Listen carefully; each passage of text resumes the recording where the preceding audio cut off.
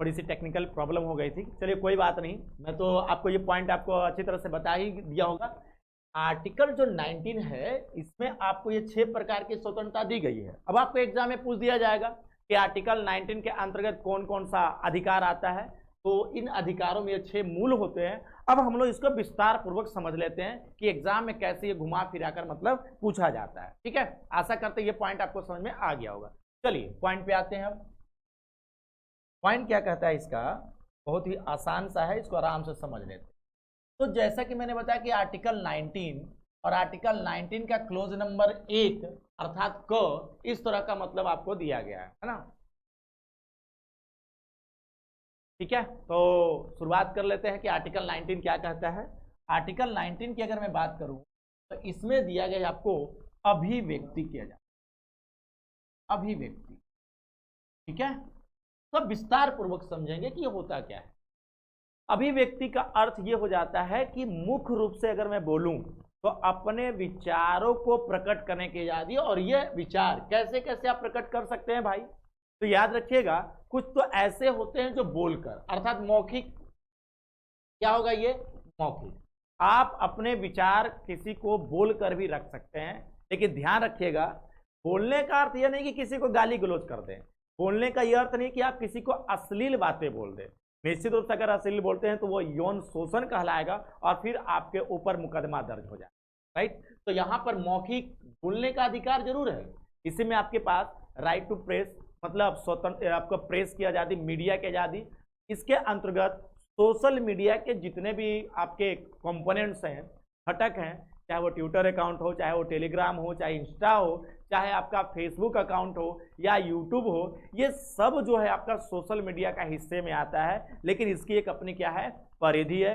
कहाँ तक वो परिधि है ये समय समय पर सुप्रीम कोर्ट डिसाइड भी करती है। लेकिन ये साफ साफ शब्दों में लिखा गया है कि यदि आपको बातचीत करनी है, आप अपना विचार किसी के सामने रखते हैं, तो वह ऐसा हो जो बोलने के पश्चात किसी व्यक्ति की गरिमा को ठेस ना पहुंचे, उसके गरिमा को आघात ना पहुंचे। जाहिर सी बात है अगर आप किसी व्यक्ति को ऐसा कुछ बोलते हैं जिसके सम्मान को ठेस पहुंचता है, तो निश्चित रूप कहीं ना कहीं आप परिधि रेखा से क्या जा रहे हैं, बाहर जा रहे हैं, जिसकी हिदायत, जिसकी मनाही सुप्रीम कोर्ट करती है और भारत का संविधान करता है कि आपको इस परिधि से बाहर नहीं जाना है। ठीक है, इसका सीधा मतलब ये है कि आप ऐसा मतलब बात करें। कबीरदास की वो बात आपको याद होगा कि मीठी बानी बोलिए मन का आपा खोए, औरन को शीतल करे आपहु शीतल होए। अर्थात ये कि आप ऐसा बात बोलिए जिससे कि आप भी खुश रहें और सामने वाला भी खुश रहे। तो इसकी वो आज़ादी देता है, गाली गलौज की आज़ादी नहीं देता। हाँ, कुछ जगहों पर छूट जरूर है। जैसे आप जाहिर सी बात है हमारे देश में कुछ ऐसी संस्कृति है, जैसे आप देखे होंगे कि विवाह के समय जो महिला वर्गों का जो टोली होता है, जो बाराती वाले जो आते रहते हैं, है ना, आप सभी को मालूम है कि बाराती में जो मेन रोल होता है वो दूल्हा दुल्हन का होता है, लेकिन बाकी जो जाते हैं वो नाचते गाते नागिन डांस से लेकर अजगर डांस तक करते जाते हैं लोग, है ना। अब आप देखे होंगे कि जो लड़कियों का टोली होता है या महिलाओं की जो टोली होती है, वो बारातियों के स्वागत में बहुत सारा गीतों में ना गाली मतलब कर सकते हैं, एक एक उड़िया भर कर रखे रहते हैं देने के लिए, और बहुत ही हंसी खुशी एक्सेप्ट भी सब लोग करते हैं। तो निश्चित रूप से आप कहेंगे वो संस्कृति का मामला हो जाता है। ऐसे ही आपको कई ऐसे रिश्ते नाते हैं जहां पर आपको लगता है कि कुछ न कुछ मजाकिया टाइप हो जाता है।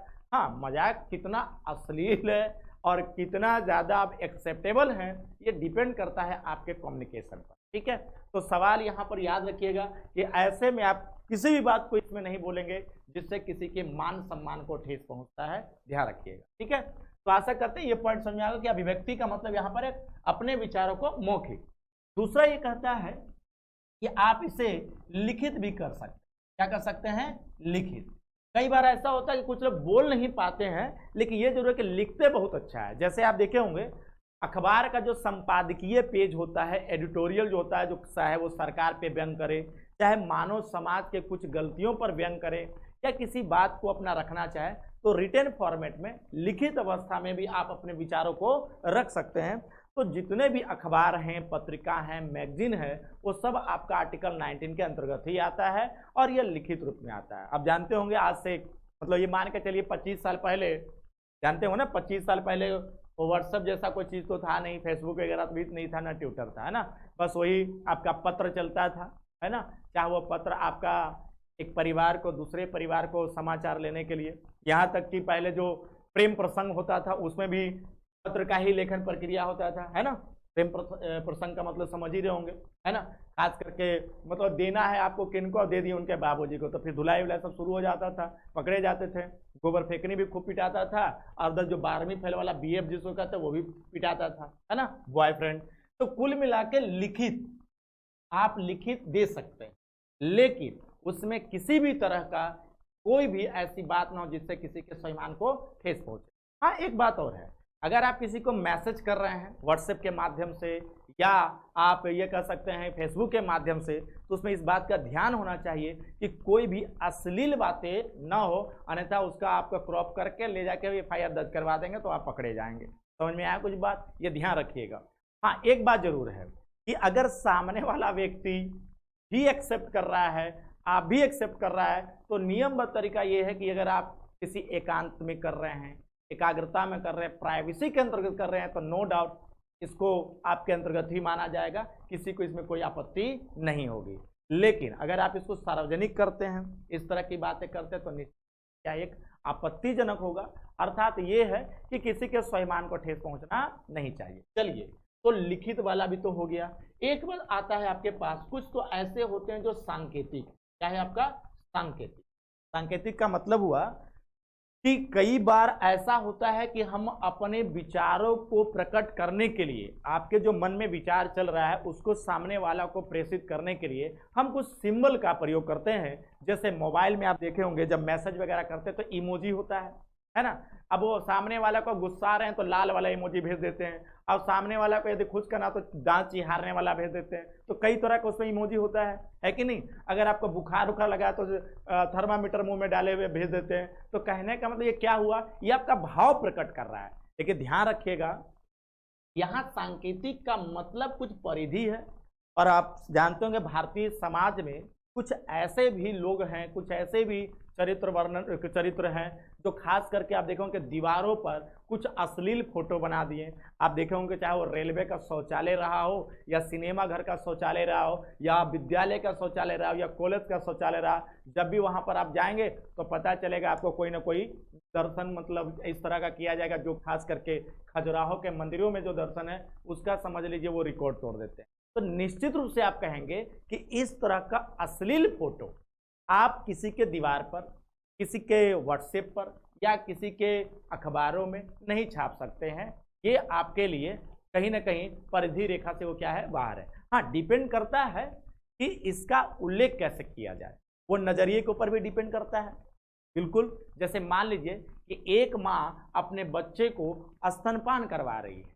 अब आप बताइए, डिपेंड करता है देखने वाले के ऊपर कि अगर ये किस तस्वीर कहीं पर बनाया गया है तो आपका ये थॉट क्या है। तो निश्चित रूप से इस विचारों को रोकने का प्रयास किया है कि आपका विचार जो है वो मौलिकता से भरा हो, मॉरलिटी उसमें नजर आना चाहिए। अगर इनमॉरलिटी रहेगा, अनैतिक रहेगा, तो आपका संविधान, हमारा संविधान जो है इसे तुरंत रोकता है। सुप्रीम कोर्ट के अंतर्गत ये पूरी तरह से क्या माना जाएगा, अपराध माना जाएगा। तो संकेत आप दे सकते हैं, लेकिन वह नैतिकता से भरा होना चाहिए।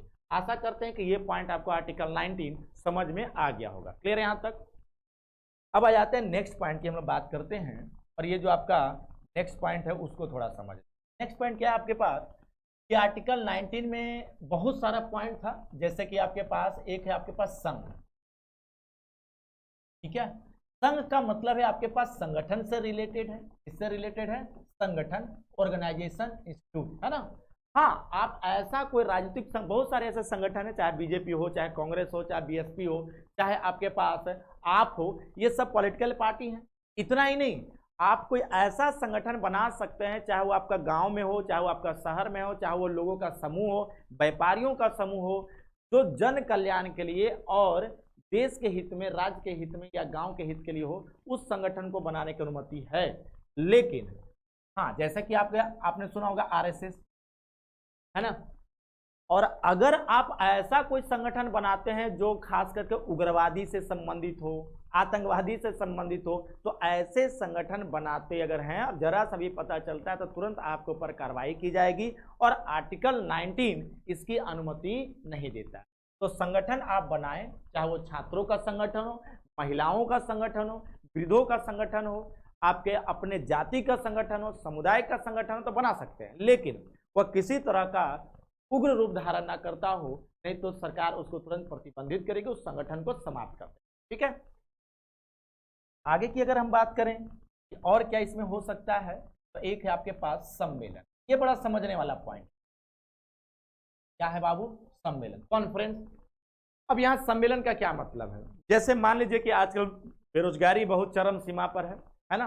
अब बेरोजगारी जब चरम सीमा पे है, तो जब ये चरम सीमा पार करने लगता है तो निश्चित रूप से मस्तिष्क ब्लास्ट होता है और भारतीय युवाओं के द्वारा कहीं ना कहीं धरनाबाजी होती है, चाहे वो पेपर लीक का मामला हो या फिर आपको अन्य तरह के मामले हो सकता है कि ये मामला आपका कारखाने से संबंधित हो सकता है ये मामला आपके किसी विद्यालय से संबंधित हो। अपनी मांगों को पूरा करने के लिए आप सम्मेलन कर सकते हैं। सम्मेलन में शामिल है बाबू क्या, धरना दे सकते हैं। कैसा कर सकते हैं, धरना दे सकते हैं। ध्यान रखिएगा, इसमें हड़ताल नहीं कर सकते हैं। हड़ताल का मतलब तालाबंदी नहीं कर सकते हैं, ध्यान रखिएगा। तालाबंदी आर्टिकल 19 के अंतर्गत नहीं आता है। आप अपनी मांगों को पूरा करने के लिए आप धरना दे सकते हैं, लेकिन तालाबंदी नहीं कर सकते हैं। दूसरी पॉइंट, जब आप धरना देते हैं तो धरना देने के लिए किसी के प्राइवेट स्थान पर आप धरना नहीं देंगे। प्राइवेट का मतलब कोई अपना पर्सनल का जमीन है, उस पर जाके आप धरना नहीं देंगे। इसके लिए जरूरी है कि वह जमीन सरकारी हो और आप बगल वाले पुलिस थाने में आप अपना अनुमति लेंगे, वहां से आपको सुरक्षा की व्यवस्था की जाएगी। आप शांतिपूर्वक ऐसा धरना दे सकते हैं, शांतिपूर्वक विदाउट आर्म्स है, किसी प्रकार का कोई हथियार नहीं होना चाहिए। इस प्रकार के आपको धरना देने की क्या है, आजादी है। ध्यान रखिएगा, इस प्रकार की आप आजादी दे सकते हैं।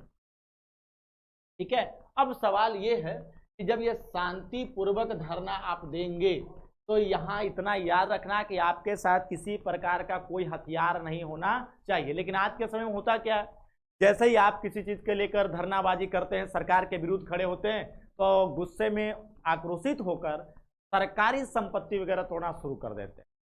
जाहिर सी बात है, कई लोग इसका तर्क भी देते हैं कि गुंगों को सुनने के लिए धमाका बहुत जरूरी है, लेकिन वो समय नहीं है। अब आप आज़ाद देश में रह रहे हैं, गुलाम देश में नहीं रह रहे हैं। सरकार जो है बिल्कुल तानाशाही नहीं रहेगी, लेकिन वो संविधान के ऊपर भी नहीं हो सकती है। तो कहने का अर्थ है कि कोई भी सरकार जो होती है वो संविधान के ऊपर नहीं है। तो आपको संविधान के अंतर्गत रहते हुए अपनी डिमांड को पूरा करना है। तो ये शांतिपूर्वक, पुलिस इसी चीज का फायदा उठाती है। आप देखते होंगे कि जैसे ही बच्चे सरकारी संपत्ति तोड़ना फोड़ना शुरू किए, वो आपको तोड़ना फोड़ना शुरू कर देते हैं। तो इसका मतलब क्या है, इसका अर्थ ये है कि आपको मौलिक अधिकार दिया गया, लेकिन आपने उसका मिसयूज किया, और जैसे ही आप मिसयूज करना शुरू करते हैं, सरकार फिर आपको विवश कर देती है आपको ऊपर प्रहार करने के लिए। तो कोशिश कीजिएगा कि जब धरना दे तो शांतिपूर्वक धरना। ठीक है, अगली पॉइंट की अगर बात किया जाए तो आप सम्मेलन जो आपको मैंने ये लिखा, आप बड़े बड़े कॉन्फ्रेंस कर सकते हैं। इतना ही नहीं है, आप अभियान कर सकते हैं, आप हस्ताक्षर अभियान कर सकते हैं, आप कैंडल मार्च निकलवा सकते हैं, आप ट्विटर पे अभियान करा सकते हैं। सब आपको इसी के अंतर्गत आता है। आशा करते हैं ये पॉइंट आपको समझ में आ गया हो। अब आ जाते हैं सम्मेलन के अलावे, मतलब संघ है सम्मेलन निवास। क्या है आपके पास, निवास। भारत में आपको कहीं भी गुजर बसर करने की आजादी दी गई है, लेकिन कुछ स्थानों को छोड़कर, जो बफर जोन है, ऐसा स्टेट बफर जोन, सरकार जिसे बफर स्टेट या बफर जोन शब्द लिखिएगा। बफर जोन का मतलब है कि वह क्षेत्र संवेदनशील है, उसमें मानव एक्टिविटी नहीं हो सकता है, आप वहां गुजर बसर नहीं कर सकते हैं। हमारे देश में जैसे आपका नेशनल पार्क हो गया, ये हाईवे हो गया, ये सब के बीच में आप कहेंगे कि हम घर बनाएंगे, आपके मेरी जमीन चली जा रही है, तो यहाँ पर आप मौलिक अधिकारों का हवाला नहीं दे सकते हैं। हाँ, ये जरूर है कि आपको निवास करने का अधिकार है, आप रह सकते हैं। कुछ राज्यों में प्रतिबंधित है, ऐसे कि पहले आपको जम्मू कश्मीर था, लेकिन आप रह सकते हैं। हाँ, ये जरूर है कि आपको ध्यान रखना है कि वहाँ की राज्य सरकार क्या क्या नियम बनाई है, क्योंकि जो मौलिक अधिकार है वह असीमित नहीं है, वह सीमित है। सीमित मतलब एक उनका बाउंडेशन दिया गया है। निवास का मतलब ये नहीं कि आप जाकर तुरंत कहें कि भैया हमें मतलब पीएमओ ऑफिस में रहना है, वहीं पर हमारा घर द्वार बनाना है, तो ऐसा नहीं कर सकते। फिर यहाँ तक चलिए अगले पॉइंट पे आते हैं, जैसे ही निवास होता है, एक है पॉइंट आपका भ्रमण का। ये मैं आपका कौन सा टॉपिक पढ़ा रहा हूं, आपको समझ में आ रहा है? मैं प्रयास ये कर रहा हूं, मूल अधिकार का जो आर्टिकल 19 से लेकर 22 तक जो है आपको राइट टू फ्रीडम, उसमें आर्टिकल 19 की मैं बात कर रहा हूं। तो एक है आपके पास भ्रमण, आपको घूमने फिरने की आजादी है, लेकिन इसका ये मतलब नहीं कि नेशनल पार्क में घूम कर गए और जाकर सारे वृक्ष वगैरह को काटने लगे, वहीं पर कुछ ना कुछ बनाने लगे, है ना। तो कई बार ऐसा होता है, जैसे अभी मैंने बताया कि सांकेतिक, तो सांकेतिक का मतलब क्या होता है, आप देखे होंगे कई पार्क वर्क में जाएंगे तो पेड़ वृक्ष वगैरह रहता है, इसी को वृक्ष पर काट कर इस तरह का बड़ा बड़ा हाट बना दिया जाता है, जबकि ऐसा है नहीं, और इसी को खुदाई उदाई करके बेचारा जो वृक्ष है उसका भी लोग जान ले लेते हैं। तो ऐसे चीजों को आपको अनुमति नहीं है। भ्रमण आप कर सकते हैं, लेकिन वही बफर स्टेट, नेशनल पार्क, अभ्यारण्य और भी ऐसे बहुत सारे हॉट स्पॉट जैसे जो जगह हैं, इन स्थानों को छोड़कर आपको घूमने फिरने की आज़ादी दी गई है। इसका ये मतलब नहीं कि आप रेलवे ट्रैक पर जाकर दौड़ने लगे, हाईवे के बीच में दौड़ने लगे, भाई भ्रमण ही तो करना है। इसका मतलब कि प्लेटफॉर्म पे आप जॉगिंग करने लगे, तो यहाँ पर आपको सब क्या है, प्रतिबंधित है, अर्थात कुछ स्थानों को छोड़कर। क्लियर है यहाँ तक? अब आ जाते हैं नेक्स्ट पॉइंट की। जब हम नेक्स्ट पॉइंट की बात करते हैं तो भ्रमण के अलावे, जैसे कि मैंने आपको अभिव्यक्ति हो गया, आपका संघ हो गया, सम्मेलन हो गया, निवास हो गया,